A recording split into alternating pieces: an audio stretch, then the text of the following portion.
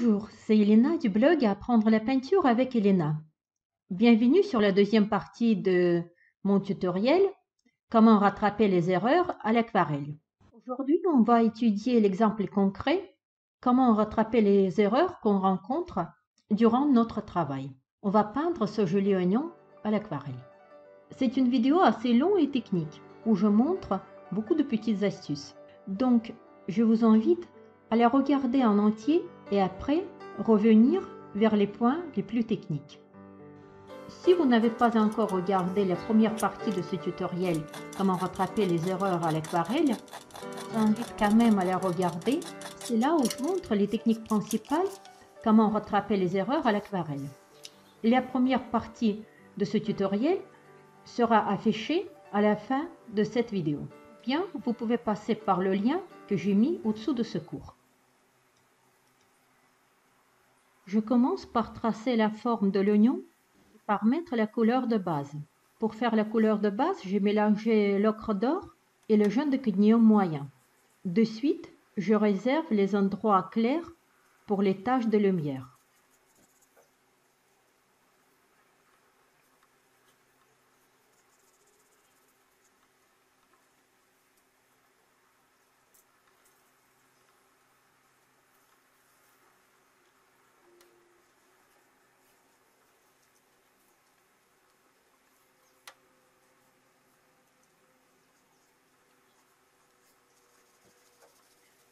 Ensuite, je rajoute les couleurs beaucoup plus foncées pour faire la deuxième couche.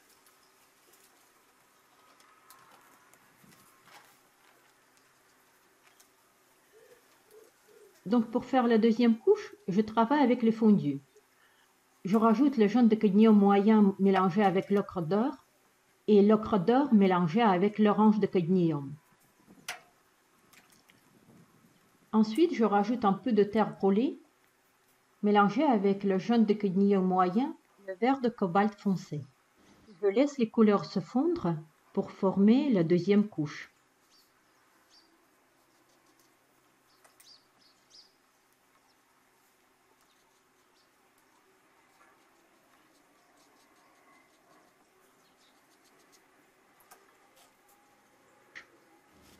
Faites attention, pour faire le fondu multicolore, il faut travailler rapidement pendant que la couche est encore très humide. Pour faire de jolis fondus, il faut éviter de travailler sur la couche demi-sèche.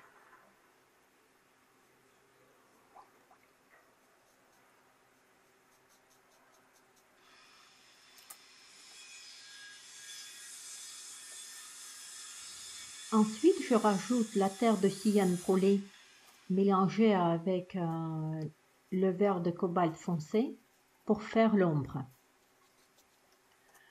Vous voyez ce qui s'est passé dans les endroits où j'ai rajouté un peu d'eau dans la couche demi-sèche.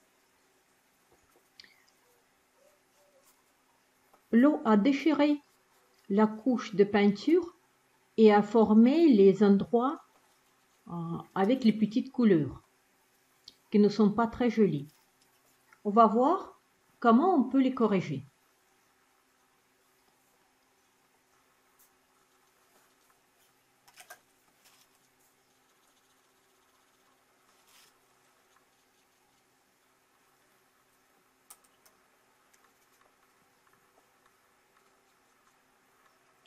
Pour corriger ces endroits, j'ai mis tout simplement encore une couche de fondu. Vous pouvez toujours utiliser cette méthode quand les couleurs de la couche supérieure sont beaucoup plus foncées que les couleurs de la couche inférieure. Et les pigments utilisés dans la couche supérieure sont assez opaques.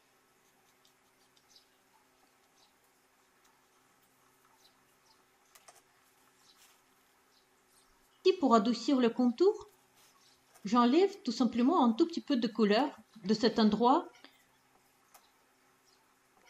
Pour enlever les couleurs, j'utilise le pinceau en putois sibérien.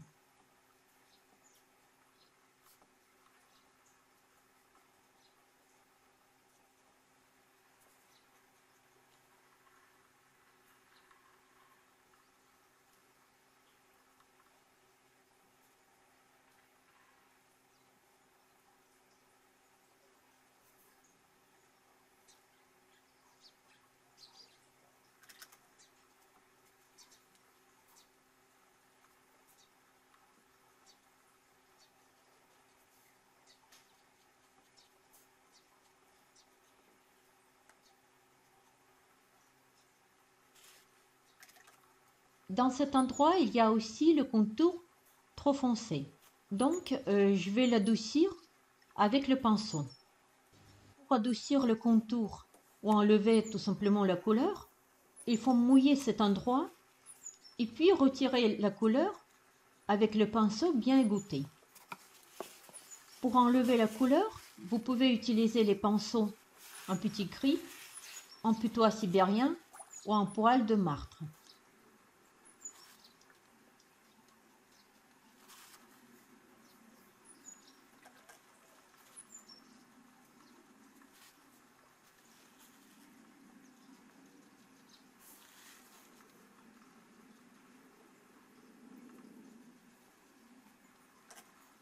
Ici, j'enlève la couleur pour faire les taches de lumière.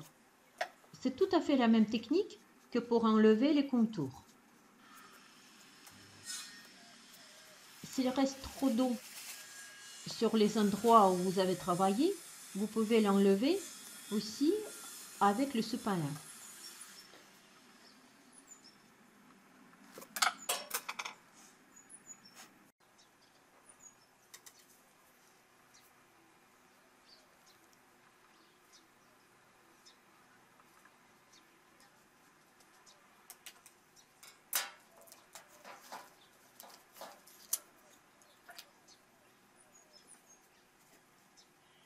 Ici, je mets exprès les couleurs un peu trop vives pour vous montrer après comment enlever les couleurs à l'aide de l'éponge de mer.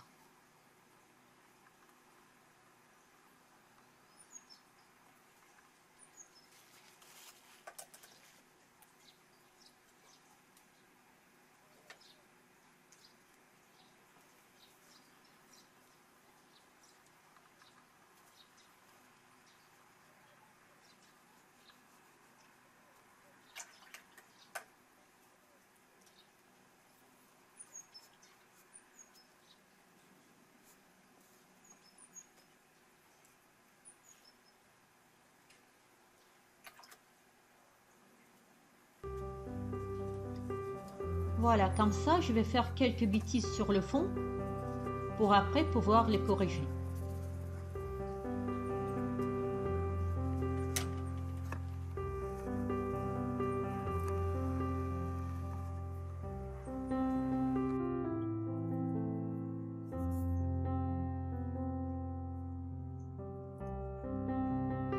Je commence à travailler avec la pelure d'oignon.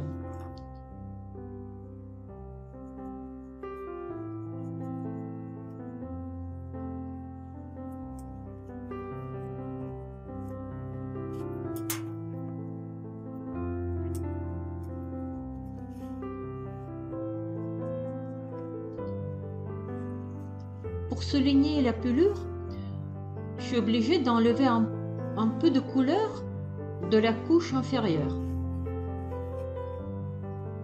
Pour enlever cette couleur, j'utilise le pinceau en petit gris, car ce pinceau il absorbe très bien de l'eau et il n'abîme pas beaucoup les surfaces. Avec ce pinceau, on peut enlever juste la couleur de la couche supérieure sans toucher les couleurs de la couche inférieure.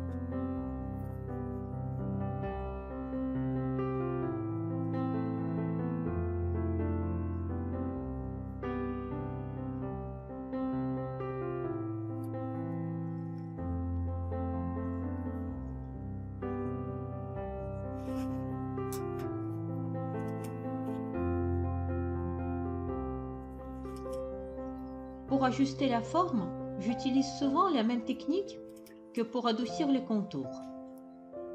J'enlève un peu de couleur avec le pinceau en petit gris ou en putois sibérien.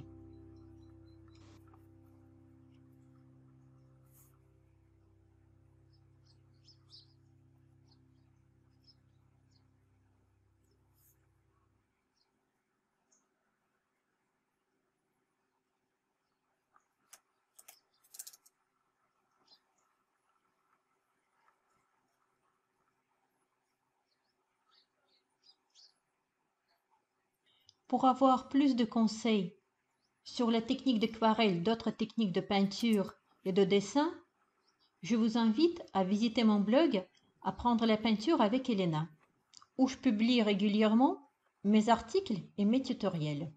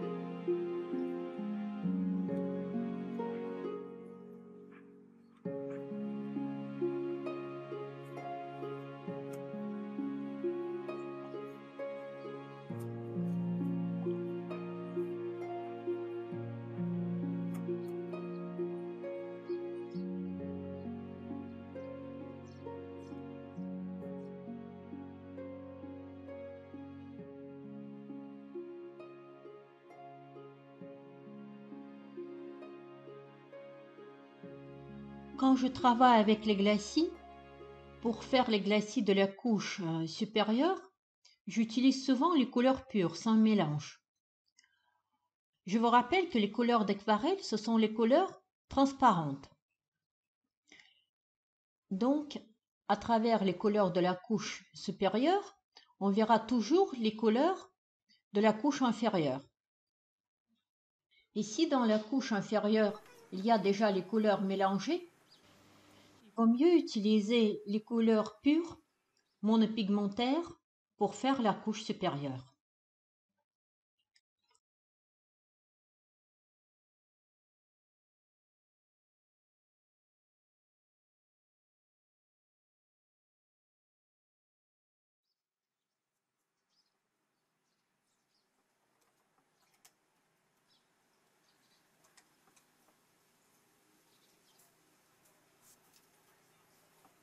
Maintenant, je commence à rajouter les ombres sur l'oignon pour montrer le volume.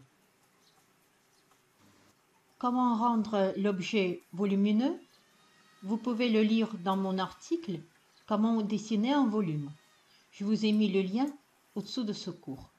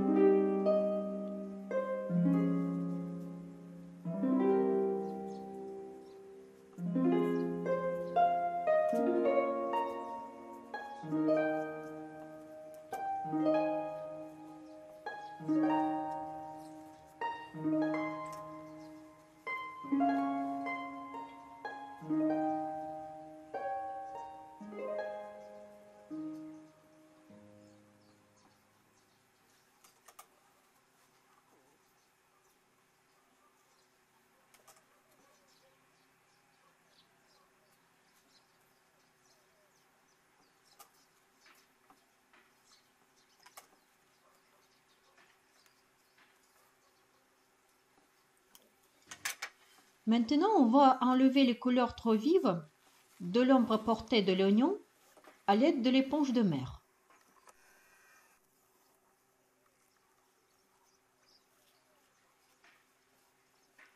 C'est très simple de travailler avec l'éponge de mer. Il suffit juste de la mouiller et elle est prête pour corriger les erreurs.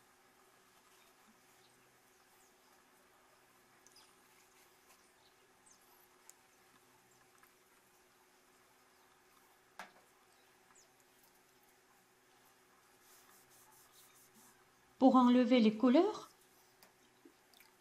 on doit passer d'abord avec l'éponge bien mouillée et ensuite avec l'éponge bien égouttée.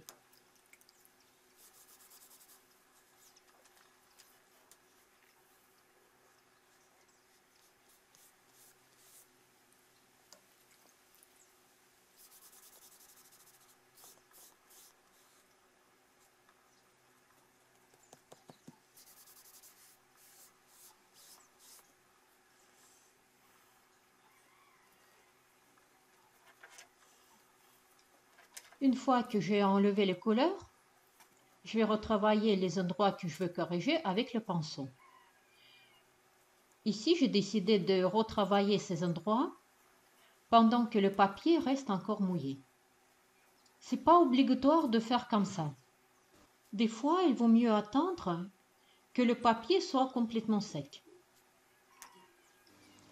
Pour peindre l'ombre, je fais le lavis multicolore. Les règles pour dessiner les ombres, vous pouvez les découvrir dans mon article « Comment dessiner les ombres » et « Comment dessiner les ombres portées ». Les liens sur ces articles, je vous les ai mis également au-dessous de ce cours.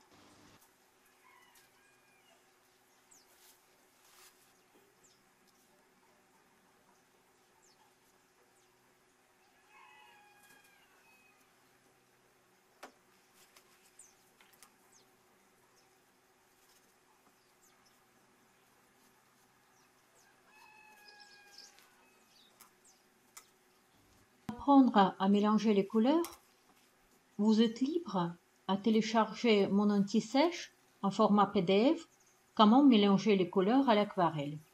Je vous ai mis le lien au-dessous de ce cours. Vous pouvez également télécharger mon bonus « Les 7 secrets de l'artiste peintre professionnel ». Le lien se trouve également au-dessous de ce cours.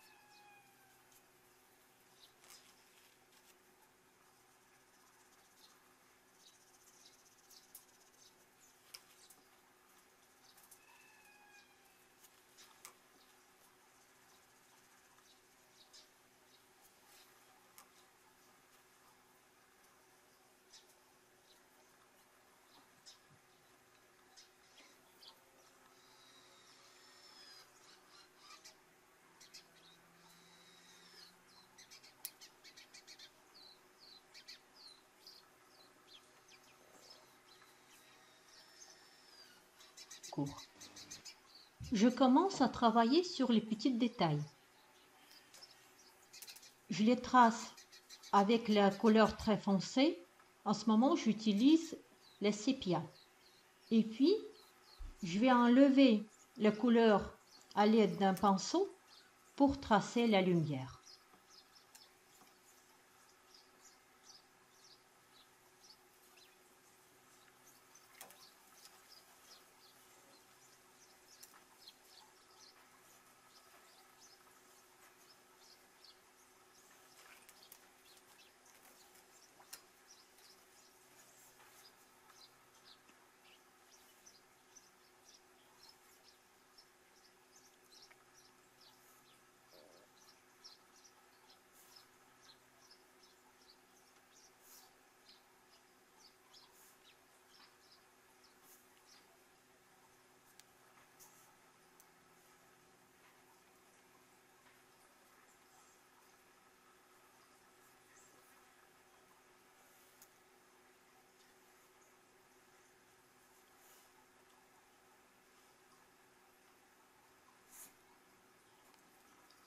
Ces lignes, qui sont très caractéristiques pour l'oignon, m'aident à faire ressortir le volume davantage.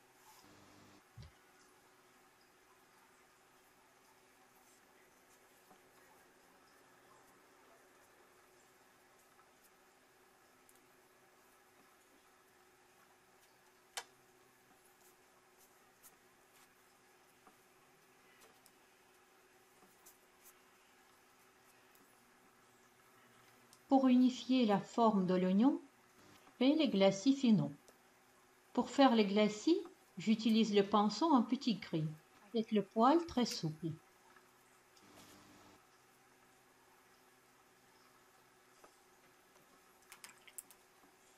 À cette étape, je travaille avec de gros coups de pinceau, comme si c'était les facettes. La forme de l'oignon, comme d'ailleurs n'importe quelle forme, par exemple d'une pomme ou d'une prune, n'est jamais trop arrondie. Si vous regardez bien, il y a toujours les facettes. C'est bizarre, mais c'est ça qui rend le dessin ou la peinture réaliste.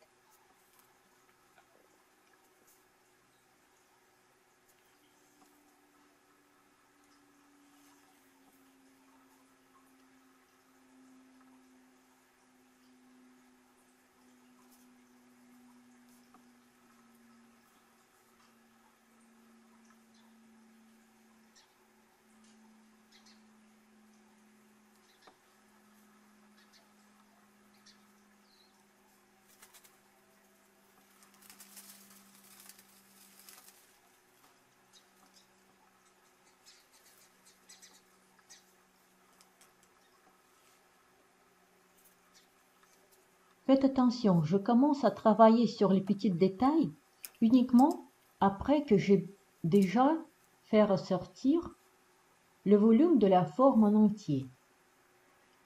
Dans le dessin et dans la peinture, il faut toujours aller des grandes formes vers les plus petites.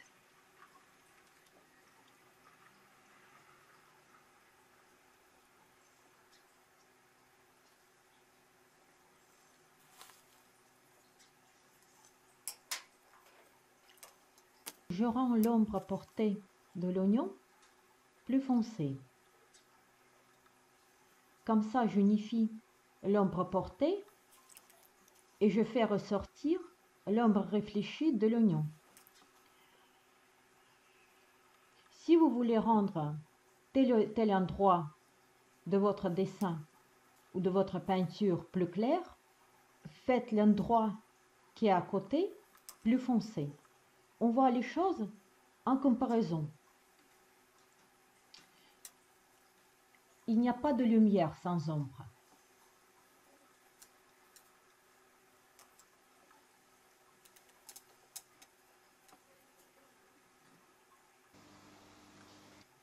Vous voyez comment c'est facile d'enlever la couleur.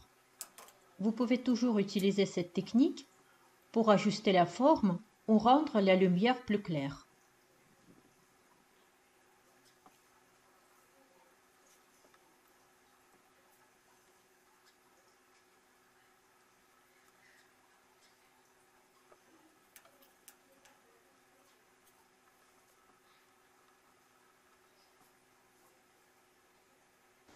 Maintenant, il ne me reste que quelques touches finales pour terminer ma peinture. Je souligne les fils et la pelure, j'adoucis les contours et j'unifie la forme de l'oignon. Cela, ça m'aide à faire ressortir le volume de l'oignon davantage et rendre ma peinture réaliste.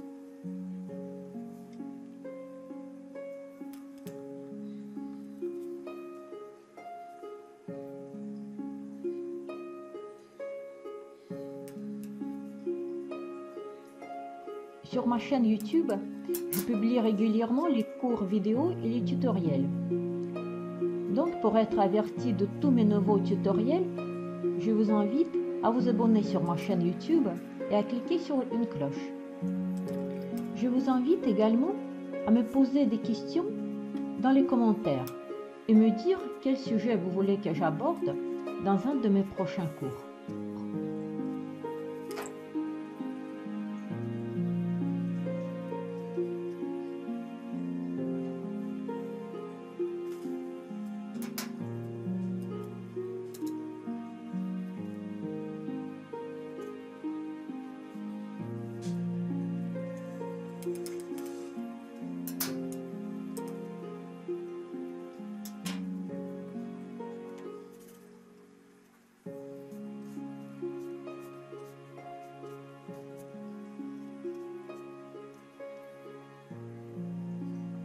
Merci d'avoir regardé ce cours. Si vous l'avez aimé, n'oubliez pas de la liker et de la partager. Merci et à bientôt.